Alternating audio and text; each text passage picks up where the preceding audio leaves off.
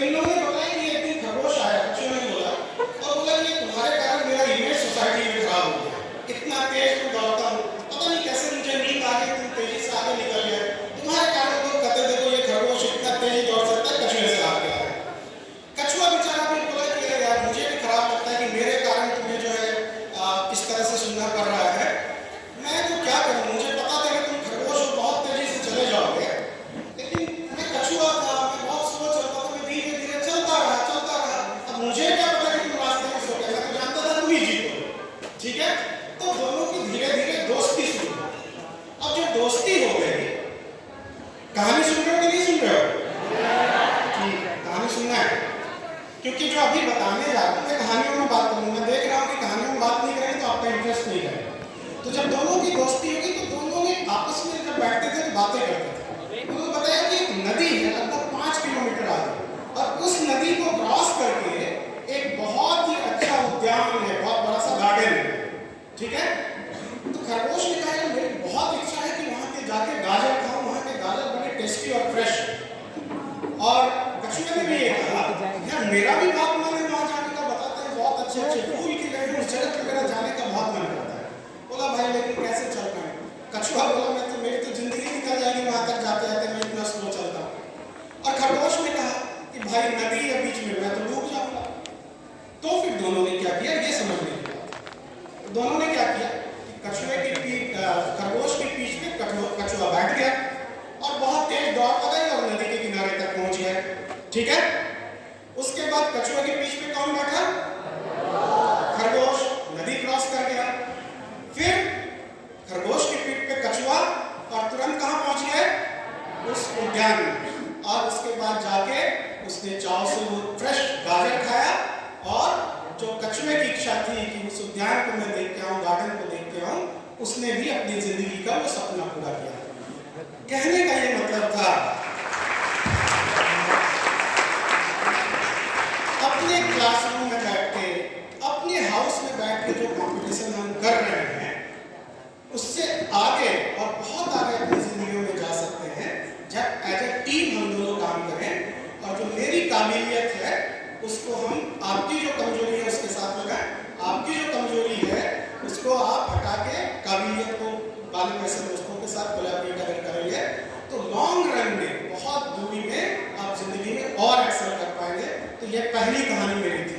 करोगे सभी फ्रेंडशिप करोगे अच्छे से, आगे बढ़ोगे, क्योंकि हम ही नवोदय हैं, ये हमको प्रूव करना है, पहली चीज है, ठीक है। दूसरी बात जैसा मैं बता रहा था कि अपने सपनों को बहुत बड़ा रखें। अब ये बात बहुत आसान से जो आता है वही बोल के चला जाता है, सपनों को बहुत बड़ा रखना है, बहुत बड़ा रखना है। सपनों को बड़ा रखने का आयाम क्या है, कैसे सोचें? आपको देखना चाहिए कि सबसे बेस्ट चीज क्या हो सकता है जो मैं कर सकता हूँ, क्या होता है। क्या साइंटिस्ट बन सकते हैं? तो साइंटिस्ट, नासा सबसे बड़ी चीज अगर दिखती है तो चलो स्पेस फील्ड में जाना है, नासा कैसे पहुंच सकते हैं, ठीक है। ब्यूरोक्रेसी में जाना है तो आईएएस ऑफिसर कैसे बन सकते हैं, आईपीएस ऑफिसर कैसे बन सकते हैं। आपको सोचना चाहिए, छोटे सपनों से बचना चाहिए, ये समझना चाहिए, ये बिल्कुल। प्रॉब्लम क्या है, मैं पीछे की ओर मुखातिब होऊंगा जिसमें गार्जियंस भी है, सब है। बच्चों के सपने गढ़ता कौन है, उसको बुनता कौन है? 10% और 20% बच्चे और 80 to 90% उनका इकोसिस्टम, पेरेंट्स, टीचर्स, आप सब लोगों से भी निवेदन है कि उनके सपनों को बहुत बड़ा होने दें। और फिर मैं अपने नेक्स्ट चीज कराऊंगा।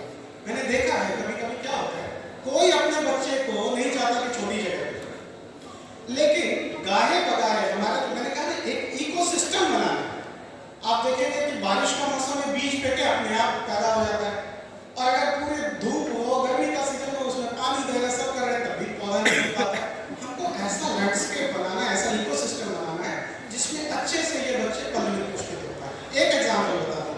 अभी एक छोटी सी बच्ची को लेकर मेरे पास हमारे एक छोटे भाई थे, लेके आए, उसी का एग्जाम्पल लीजिए।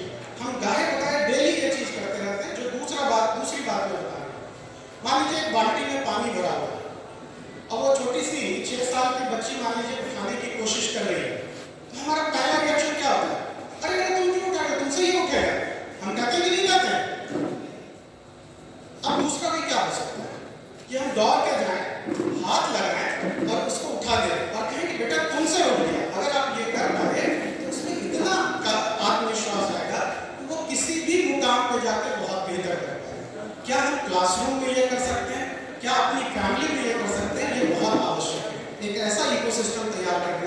जहां असंभव भी हमको संभव होता होती है।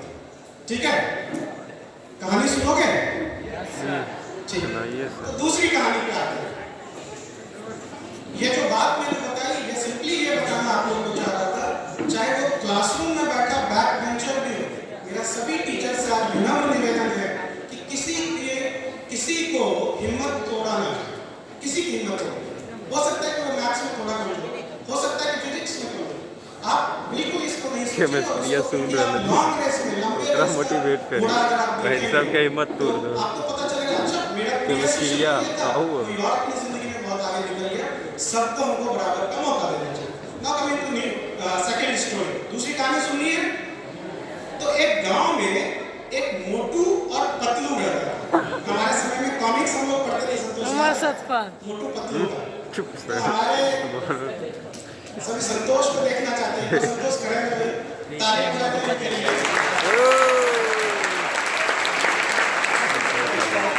संतोष के बारे में मैंने इसलिए बोला क्योंकि संतोष बहुत अच्छा तबला प्लेयर था, है कि नहीं पता नहीं है, बट सबसे अच्छा तबला प्लेयर मेरे बैच का था।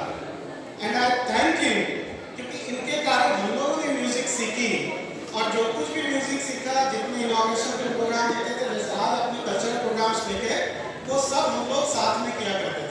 Now coming to the story, तो क्या हुआ, कौन लोग थे? हाँ, जैसा नाम वैसे गुण। तो एक बहुत ही दुबला पतला था, एक बहुत मोटा था, दोनों की बहुत ही गाढ़ी दोस्ती। तो दोनों एक दिन सुबह सुबह नाश्ता करके खेतों की ओर निकल गए। खेतों की ओर जाए और पतलू ने एक आवाज सुनी, छपा, तो देखा कि मोटू एक कुएं में धप से गिर गया। अब तुम्हारा क्या रिएक्शन होगा? तुम्हारा दोस्त अगर गिर गया हो तो चारों तरफ देखना शुरू किया, कहीं दूर दूर तक कुछ नहीं दिख रहा था। उसने काफी आवाज लगाई और उसे लगा कि आज तो मेरा दोस्त चला गया।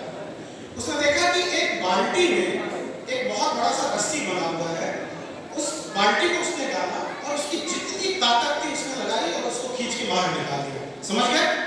दोनों गले मिले, खुश होके गांव लौटे, और गांव वालों को बताया कि आज तो बड़ी अजीब सी चीज हुई कि ये गिर गया, तो इसको निकाला और गांव वालों ने क्या कहा? विश्वास होगा किसी को? नहीं होगा। गांव वालों ने कहा, देखिए अभी ये छोटे छोटे बच्चे कितना फेंकने लगे, बता रहे हैं कि इसने इसको पतलू ने मोटू को निकाल दिया। तो ये लोग बार बार कहते हैं कि ये घटना हुई है, मैंने इसको निकाला है। उस गांव में एक बहुत ही वयोवृद्ध व्यक्ति रहा जो सबसे ज्ञानी थे, और गांव वाले हमेशा उनके पास जाते थे अगर कोई बात फंसती थी, तो इनको लेके गए। उन वयोवृद्ध व्यक्ति ने, जैसे हमारे सर हैं अभी 90 इयर्स ओल्ड हैं, वैसे व्यक्ति ने क्या कहा कि भाई ये जो बोल रहे हैं, ये समझने की बात कि ये जो मोटू पतलू बता रहे हैं ये बिल्कुल सही बता, और अगर तुम गांव वाले वहां पे होते तो पतलू की इतनी हिम्मत तोड़ देते कि तुमसे नहीं हो पाएगा, वो कभी भी इसको खींच के नहीं निकाल पाता, तुम लोग नहीं थे इसलिए वो निकाल पाए। तो इंसान को इतना पोटेंशियल है, आप सब लोग में इतना पोटेंशियल है ना। कभी किसी को अगर कुछ नहीं दे सकते हो अपने क्लासरूम में बैठ के, उसकी हिम्मत ना दो। टीचर से भी मेरा रिक्वेस्ट है, अगर आप कुछ नहीं कर सकते हैं, आप अपने बच्चों का हिम्मत कभी मत दो, क्योंकि इतने दिनों के एक्सपीरियंस में हम लोगों ने ये सीखा।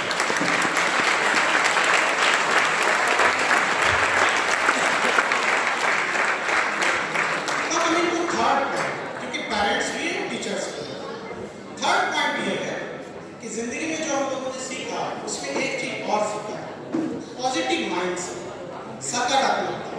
हर आदमी चाहता है कि हमारा बच्चा बढ़े, बट घर की जितनी उल्टी सीधी नेगेटिव चीजें हैं, हम नेगेटिविटी में इनकलकेट करते रहते हैं अपने आप। उस इकोसिस्टम को हटाना है और जेएमडी में एक पॉजिटिविटी का, सकारात्मकता का एक इकोसिस्टम बनाना है। फॉर एग्जाम्पल मैं आपको एक बात बताता हूँ, जैसे मैंने एक बच्चे का एग्जाम्पल तब दिया था, उसी तरीके से एक एग्जांपल और दें। आप पेरेंट्स बैठे हो, अपने 5 साल 6 साल के बच्चे को लेके जा रहे हैं, कोई एक भिखारी बैठा हुआ है, वो भीख मांग, हमारा रिएक्शन क्या होता है? हमारा रिएक्शन होता है कि देखो पढ़ोगे लिखोगे नहीं तो ऐसे बन जाओगे। हमारा रिएक्शन एक और हो सकता है जो आपके बच्चे को बहुत ऊंचाई तक ले जाए। हमारा रिएक्शन ये भी हो सकता है कि बेटा पढ़ लिख लो, इनकी जिंदगियों को तुम बेहतर बना। अगर ये आ पाए तो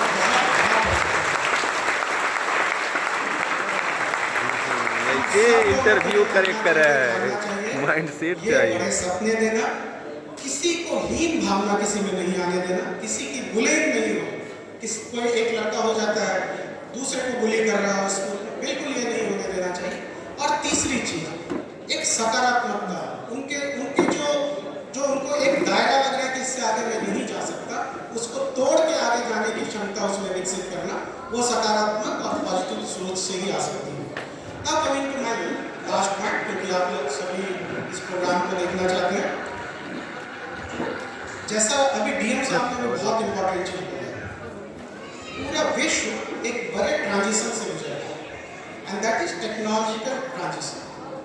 जो जॉब हमारे समय में थे, जो टेक्नोलॉजी, जो पढ़ाई लिखाई हमको नौकरियां दे रही थी, आपके समय में नहीं होने वाला है। विश्व बहुत तेजी से गुजर रहा है, बहुत तेजी से बदल रहा है, चाहे वो artificial intelligence, machine learning, robotics, इन सभी चीज़ों के कारण आपकी दुनिया बदल रही है। आप लोगों में से बच्चे कितने लोग जानते हो कि कैमरा, हमारे ज़माने में अगर फोटो खींचना होता तो एक रील होता था, किसी को पता है तुम लोगों में? देखें, अच्छी बात है कि तुम्हें पता है। देखें, तो हम फोटो खींचते, उसके बाद वो लैब में जाता, एक अंधेरे डार्क रूम में उससे जो है पिक्चर को निकाला जाता और 15 दिन बाद हमारे पास आता था। आज आप सब लोगों के पास मोबाइल है, ये कैमरा, तुरंत आप फोटोग्राफ ले सकते हो। अब फ्यूजी और कोडक और कोनिका जैसी कंपनी जो वो बनाती थी ना, आज वो आउटडेटेड हो गई, क्योंकि अपने को एडाप्ट नहीं कर पा। समझ पा रहे हैं? तो अगर विश्व के हिसाब से हम एडाप्ट अपने आप को नहीं कर पाएंगे, नई टेक्नोलॉजीज को नहीं जानेंगे, नया जो परिवर्तन हो रहा है उसको नहीं जानेंगे, तो आउटडेटेड रह जाएंगे। समझ पा रहे हैं इस बात को? तो मैं पुनः प्रिंसिपल साहब जो कि बहुत ही ऊर्जावान है, मैं आपसे निवेदन करना चाहूँगा कि जो भी लेटेस्ट टेक्नोलॉजी चल रही है, उनसे बच्चों को अवेयर जरूर कराएं। फॉर एग्जाम्पल, हम लोग माइक्रोसॉफ्ट वर्ड प्रेजेंटेशन के लिए, पीपीटी, एक्सेल, इन सब से हमारी जिंदगियाँ गुजर गई, निकल गई। मैं कॉर्पोरेट में भी रहा हूँ, फिर आईपीएस में रहा हूँ, फिर आईएएस में रहा हूँ। हमारी ज़िंदगी तो उन सब चीज़ों से निकल गई। बट आप एआई हो सकता है कि एलएलएम नहीं बना पाए, लेकिन एआई के यूज़ सीखना चाहिए। चैट जीपीटी, ग्रॉक, क्लाउड और इस तरह के सैकड़ों चीज़ें, उनको जरूर देखना चाहिए। आप लोग को एक वेबसाइट बताता हूँ, there is an AI for that. ये लिखोगे तो गूगल में आ जाएगा, जिसमें जो भी नई एआई आती है, सारी चीज़ें उस पर आती रहती हैं। आपको देखना चाहिए, उसको यूज केस तैयार करना चाहिए, ताकि आपको समझ में आ सके। लास्ट चीज, मैं अभिभूत हूं आज विद्यालय के इतने अच्छे प्रेजेंटेशन को देख के। को करिकुलर एक्टिविटी को जिन्होंने भी प्लान किया, जो बच्चे यहाँ प्रेजेंट कर रहे हैं, हैट्स ऑफ टू यू। आपने नवोदय के स्टैंडर्ड को एक नए ऑर्बिट में ले गए। आप सभी लोगों को बहुत बहुत धन्यवाद। जैसा मैंने बताया कि संतोष इतना अच्छा म्यूजिक का जानकार है, वो मुझे आके बताया कि ये लोग तो अलग ही लेवल पे लेके चले गए। उसने ये भी मुझे कहा कि बाहर से तो नहीं बुलाए लोगों को। मैंने कहा नहीं, बच्चे ही हैं, मुझे बताया गया। तो hats off to you again. And last, एक और कहानी सुना के छोड़ूं? शांति रखनी पड़ेगी, ये शांति चाहिए कि मैं बिना माइक के बोल पाऊं। अब ये भी बहुत जरूरी है। अभी ये जो लास्ट कहानी था, तो हम लोग आईएएस अकेडमी से, हमारे साथ डीएम साहब भी हैं, एसडीएम साहब भी आईएएस हैं, हमारे प्रोफेसर भी रहे पिछले साल। हम लोगों को भारत दर्शन टूर पे ले जाया जाता है। 2-3 महीने तक हम पूरे भारत के अलग अलग जगहों पे घूमते हैं। तो हम लोग केरला गए थे। कहाँ गए थे? केरला। एक जगह देखा कि बहुत सारे हाथी बने, बड़े बड़े ताकतवर शक्तिशाली हाथी बने हुए थे, छोटे छोटे खूंटों से, है ना? खुट्टा जानते हो आप लोग?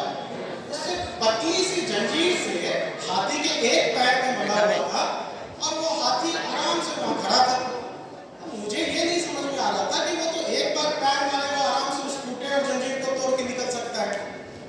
तो ये हम सब दोस्तों को लगा कि भाई ये क्या है, इसको जानना चाहिए। तो हम लोग पहुंचे महावत के पास। महावत कौन होता है? हाथी पालने वाला। हाँ, उनके पास गए और उनको पूछा कि भाई साहब ये क्या तकनीक है भाई, ये इतने ताकतवर लाइन से हाथी है, ये तो एक बार पाँव मारेंगे तो इस कुत्ते को उखाड़ सकते हैं और चेन को तोड़ सकते हैं। तो महावत मुस्कुराया और बोला इसमें एक लाइफ का बहुत बड़ा लेसन छुपा हुआ है, और आप लोग को ये सुनाते हुए मैं अपनी बात को समाप्त करूँगा। उसने बोला कि जब ये सब हाथी पैदा होते हैं, जब ये बच्चा पैदा हुआ तो खूब उछलता कूदता है। उसके कुछ दिनों बाद हम लोग एक खूंटे में जंजीर बांध के उसको बांध देते हैं। तो छोटा हाथी रहता है, उसको ज्यादा ताकत नहीं होती, वो खूब पाँव मारता है, ठीक है, पाँव मारता है 1 दिन 2 दिन 1 सप्ताह 1 महीना, और उसके बाद वो ये मान लेता है कि मेरे काबिलियत के बाहर है इस खूंटे को तोड़ना और इस स्पीकर को तोड़ना, इस चेन को तोड़ना। लेकिन बोला सर इंटरेस्टिंग क्या है कि अब वो हाथी इतना बड़ा हो गया है, मोटे मोटे जंजीरों और बड़े बड़े पेड़ों को काट सकता है, लेकिन बचपन में जो उसके दिमाग में डाला गया कि तुम ये खूंटा नहीं तोड़ सकते, तुम ये चेन नहीं तोड़ सकते, आज भी उसके दिमाग में बैठा हुआ है। इस कारण वो यहाँ बैठा हुआ है। मैं आप सभी लोगों से जाते जाते ये आह्वान करना चाहता हूँ कि किसी के दिमाग में अगर वो खूंटा आज भी बना है, वो जंजीर आज भी है, उसको तोड़ डालिए। Sky is the limit. हम ही नवोदय। बहुत बहुत धन्यवाद।